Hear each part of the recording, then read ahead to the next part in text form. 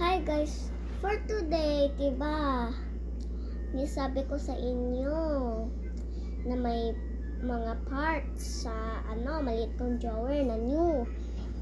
Tapos ito na po, nilagyan ko ng mga Furbies para pag mga nag-subscribe, nag-like, nag-comment, nag-share, nag-panood ng 3 times.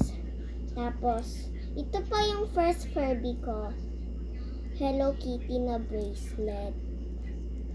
Tapos ito po, paper na cinnamon roll with other cinnamon roll with lipstick.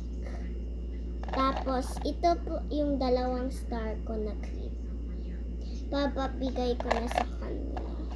Ito yung isang kong clip, guys.